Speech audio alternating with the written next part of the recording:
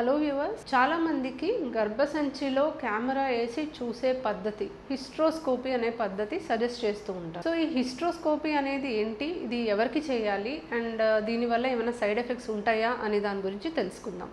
నా పేరు doctor Suma, consultant 49 fertility centre, Vijayawada.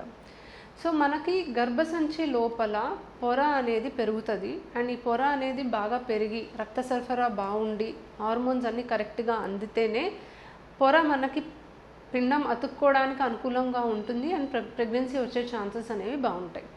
So మనము ఫర్టిలిటీ ట్రీట్మెంట్స్ ఎన్నో చేస్తూ ఉంటాము. ఐయుఐ అవ్వచ్చు, లేకపోతే జస్ట్ మెడిసిన్స్ ద్వారా ట్రై చేస్తూ ఉంటాం, లేదా ఐవీఎఫ్ ట్రై చేస్తూ ఉంటాము. వీటన్నిటిలో కూడా మనకి గర్భసంచిలో పొర బాగా వస్తేనే ఆ సైకిల్లో ప్రెగ్నెన్సీ రావడానికి అవకాశం ఉంటుంది. సో ఏ ట్రీట్మెంట్ చేసినా కూడా మనం స్కాన్లో గర్భసంచిలో పొర ఎంతవరకు బాగా ఫామ్ అవుతుంది, పొర అతుక్కోవడానికి అనుకూలంగా ఉందా లేదా, రక్త సరఫరా బాగానే ఉందా, గర్భసంచిలో ఏమైనా కణుతులు ఉన్నాయా, అడ్డుగోడలు ఉన్నాయా అనేది స్కాన్ ద్వారా చూడటం అనేది జరుగుతుంది.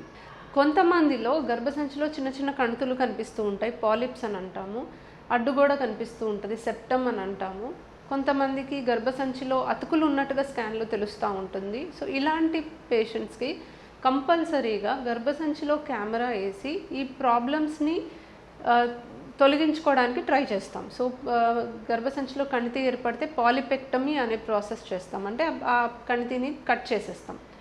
అడ్డుగోడ ఉంది, సెప్టమ్ ఉంది అంటే సెప్టమ్ని కట్ చేస్తాం, సెప్టల్ రిసెక్షన్ అని అంటాం.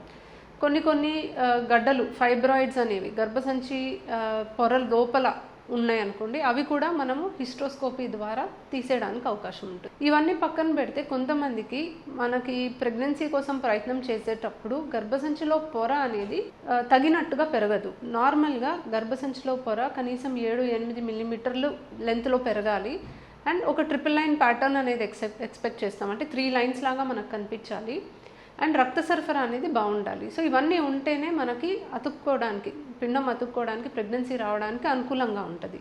సో ఈ పారామీటర్స్ ఏవి కూడా సరిగ్గా లేకపోయినా గర్భసంచిలో కెమెరా వేసి ఏ ప్రాబ్లం వల్ల మనకి పొర సరిగ్గా పెరగట్లేదు అని తెలుసుకొని దాన్ని కరెక్ట్ చేసుకోవడానికి కూడా అవకాశం ఉంటుంది. సో గర్భసంచిలో ఇన్ఫెక్షన్ ఉండొచ్చు, లేదా టీబీకి సంబంధించిన చేంజెస్ ఉండొచ్చు, లేదా గర్భసంచిలో అతుకులు ఏర్పడి పొర సరిగ్గా పెరగకపోవచ్చు. సో ఇలాంటివి ఎన్నో సమస్యల వల్ల మనకి పొర సరిగ్గా పెరగకపోవచ్చు. అది మనము హిస్ట్రోస్కోపీ చేస్తే మనకు తెలుస్తుంది. సో ఈ హిస్ట్రోస్కోపీ అంటే ఏంటి? సో హిస్ట్రోస్కోపీ అనేది ఒక చిన్న ఎండోస్కోపిక్ ప్రొసీజర్ అండి. దీంట్లో మనము గర్భసంచిలోకి ఒక కెమెరా వేసి ఈ కెమెరా ద్వారా మనము స్క్రీన్ మీద లోపల ఉన్నది గమనించుకోవచ్చు. సో గర్భసంచి లోపల ఎలా ఉంది, పొర ఎలా ఉంది, కణుతులు ఉన్నాయా, అడ్డుగోడ ఉందా, గర్భసంచిలోకి ట్యూబ్స్ ఓపెన్ అయ్యేది ఆ భాగం బాగానే ఉందా, అవన్నీ కూడా మనకి ఈ హిస్ట్రోస్కోపీ ద్వారా తెలుస్తుంది.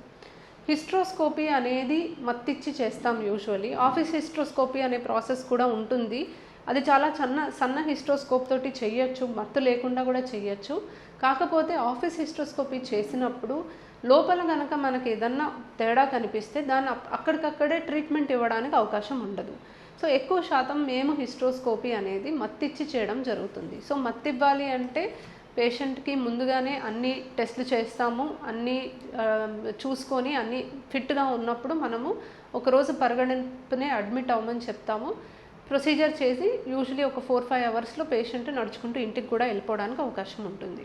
సో ఈ ప్రొసీజర్లో మనకి సంతానలేమి సమస్యకి కారణం ఏంటి తెలియడానికి అవకాశం ఉంటుంది. కొన్ని కారణాలని మనం నివారించుకోవడానికి కూడా అవకాశం ఉంటుంది. పాలిపెక్టమీ ద్వారా, సెప్టల్ రిసెక్షన్ ద్వారా, లేదా మనకి బయాప్సీ తీయడానికి కానీ, లేదా అతుకులు ఉంటే కట్ చేయడానికి కానీ, ఇలాంటివన్నీ కూడా మనం చేయడానికి అవకాశం ఉంటుంది. సో హిస్ట్రోస్కోపీ అయితే కంపల్సరీగా అందరికీ చేయాల్సిన అవసరం లేదండి. కొంతమందికి పొర సరిగ్గా రాని వాళ్ళకి, లేదా కొన్ని ప్రాబ్లమ్స్ ఉంటేనే ఇది సజెస్ట్ చేయడం జరుగుతుంది. కంపల్సరీగా ప్రతి పేషెంట్కి, పిల్లలు పుట్టని వాళ్ళందరికీ కూడా హిస్ట్రోస్కోపీ చేయాల్సిన అవసరం అయితే లేదు. Thank you.